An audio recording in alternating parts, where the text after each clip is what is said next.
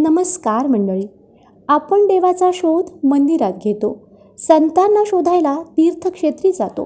पण तुम्हाला माहिती आहे का, महाराज म्हणतात संत तुमच्या अगदी जवळच असतात.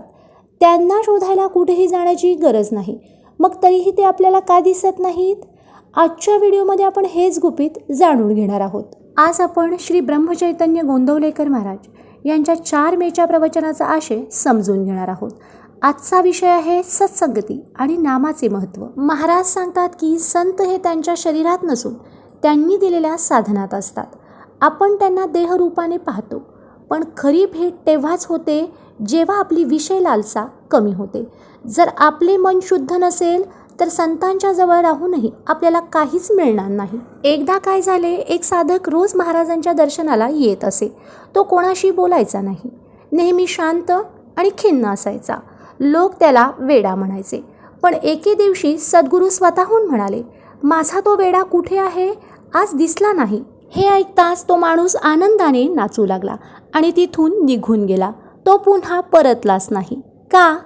कारण त्याला जे हवे होते ते मिळाले होते. गुरूंनी त्याला माझा म्हटले होते. हेच तर शिष्याला हवे असते. महाराज एक सुंदर उदाहरण देतात. जसे पाणी उकळले की त्यातील कचरा वर येतो, तसेच जेव्हा आपण नामस्मरण करतो तेव्हा अंतःकरणाला नामाची धग लागते. यामुळे मनातील दोष बाहेर पडतात आणि अंतःकरण शुद्ध होते. एकदा का मन शुद्ध झाले की भगवंताच्या कृपेचा अनुभव आल्याशिवाय राहत नाही. आजच्या प्रवचनाचा सर्वात महत्त्वाचा संदेश म्हणजे संत सांगतील तेच करणे, हीच त्यांची खरी सेवा होय. आपण फक्त त्यांच्या पाया पडतो, पण त्यांनी दिलेला नामस्मरणाचा मार्ग मात्र विसरतो.